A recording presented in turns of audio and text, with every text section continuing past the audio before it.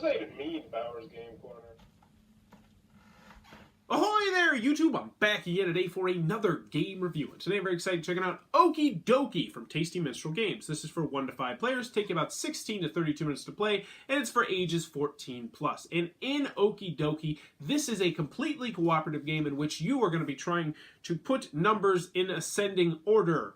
There's actually a theme about how you're trying to put animals into an orchestra, but let's be honest, this is pretty much an abstract, numbery type of cooperative game. I love cooperative. I love animals. Does this one work? Let's open it up and I'll tell you what I think. Alright then, we're going to take a look at what's going to get inside of Okey Dokey. So first and foremost, we have our handy dandy rule sheet, 1 page, double-sided, full color, full of pictures, illustrations, examples. It's even got some hints back here, which are pretty useful. Very well done rule booklet, should have you up and running in no time at all.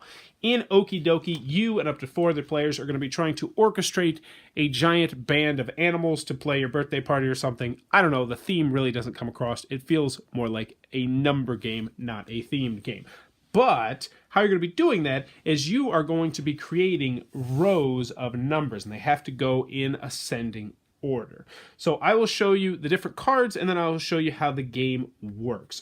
So first and foremost, you're going to set out the game, and you're going to have these, which are called reset cards. Reset cards are very useful, and one thing you need to know before we start, and this is one of the rules of the game, is each column. So each column that you're going to have is going to have exactly 1 reset card in it. So that is one of the big important rules of the game. When you set out a reset card, it will set that row back to 0, which means you will then be able to play lower numbers.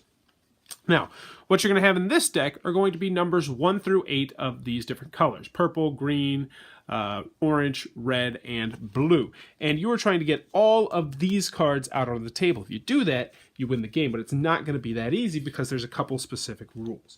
Now, when you first start the game, you're going to set the board up like this. You are going to have your 5 rows, which will be going over that way, and you're hoping to get all 10 columns. Next, you're going to deal out cards, and depending on how many players you have, you'll get a different number of cards. The more players you have, the less cards you will get. So we'll just say we got a 4-player game going, so we'll get 5 cards in our hand right now. So on your turn, you have only 2 options. So the first option is you can play one of the cards out of your hand. The second card is you can play a reset card. And that really is about the only thing you can do in the game. Now, which card would I want to play here? So there's some very specific rules with this game. If you've ever played Hanabi, it's kind of like that, where you can't show other people your cards. You can't say, oh, I have the orange 3. There's communication rules, because otherwise this game would be way too simple. So you can't show your hand to other people. You may not say or give hints about the value of the cards in your hand, but you can say how many of a suit you have. So I could say, oh, I have 2 purple and I have 2 orange, which to other people will be very valuable information because there's only 8 cards of that color. You may say you would like to play a reset card for a particular suit. So you'd be like, I really think we should reset on the purple row. But I feel like this game's a little bit easier if I just show you how to play. So on my turn, first thing I'm going to do is I'm just going to put this 1 right here, and that is now going to be the blue row. So after your turn's up, you draw a card, and bada boom, you continue onward. So now let's pretend that it comes right back around to me, and let's just say the board looks like that. So board looks like this. So I only have 1 choice in this particular instance, which is I have to play a reset card right here, because as I mentioned, each column 1, 2, 3, 4, 5, 6, 7, 8, 9, 10, each one has to have 1 reset in it. It can only have 1. So I would have to put this here, which is probably not ideal, but that would be the move. Now that I reset, though, I also have the option to discard 2 cards, either 0, 1, or 2 cards out of my hand and draw that many cards back up. So you might know, I might say, yeah, I don't think we're going to need this 7 or 6 right here. So I put these on the bottom of the pile, and then I draw the top 2 cards like so, and then it moves on to someone else's turn.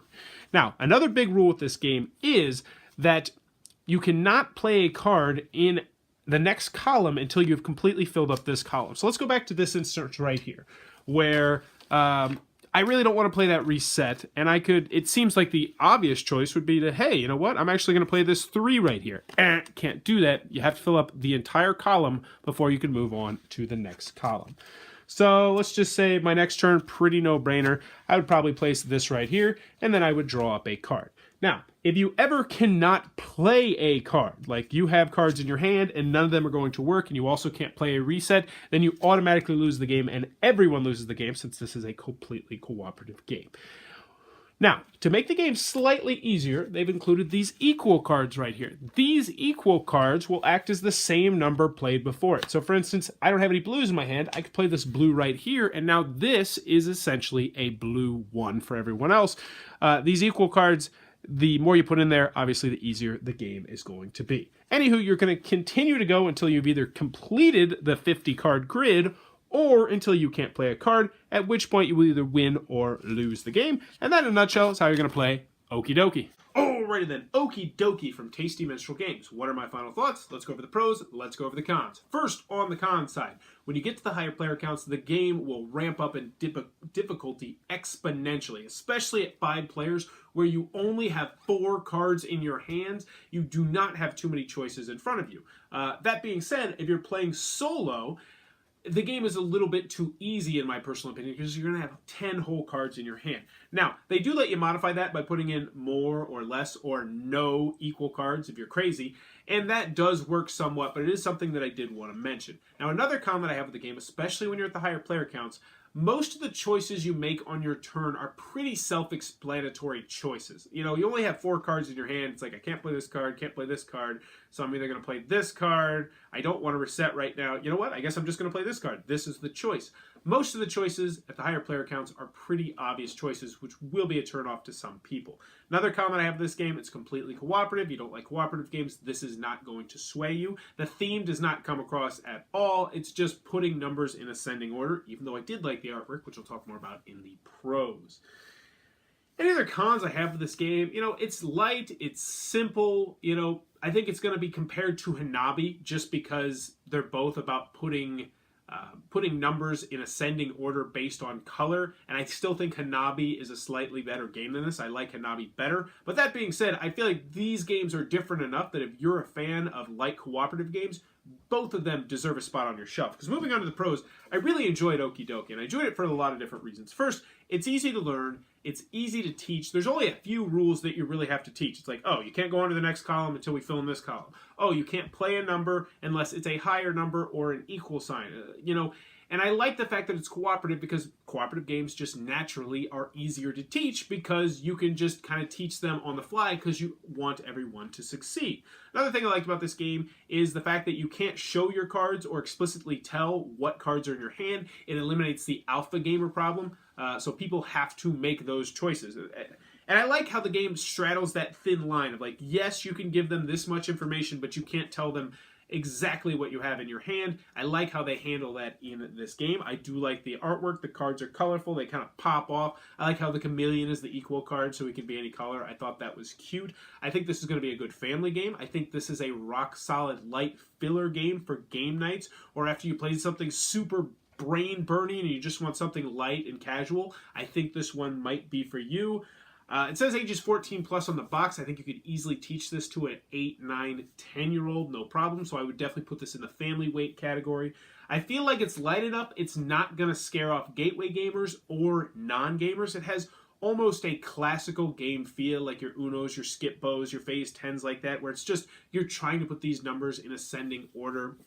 I like how the reset cards work. I just feel like this is a very rock-solid game, and I can recommend it for just about anybody. If you're looking for a lightweight filler game, this one might be for you. If you're looking for something to play after a brain burner, if you're looking for a family game, if you're looking for a game you can teach a 7, 8, 9, 10-year-old, maybe 7's pushing it, but 8, 9, 10-year-old, I think you're going to get a lot of play out of this game. Also, I always like to talk about the solo perspective on games. I enjoyed this as a solo game as well. It's light, it's simple. I started off with 3 equals. It was way, way too easy, so I'd recommend, starting off with 1 or 2 equals or no equals if you're playing a solo game. But overall, I can recommend Okey Dokey. Really enjoyed this one. It's going to go on my shelf, and I have a feeling I'll be playing this with my family for quite some time.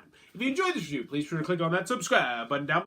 In the comments below, let me know, were you ever in a band? For me personally, I was in a band for 6th grade, but I got kicked out of band because I used to throw my trumpet around like a football, and I used to empty the spit valve all over the floor. I was not the best kid, though. But let me know in the comments below, were you ever in band or in a band? And as always, thanks for your time, YouTube.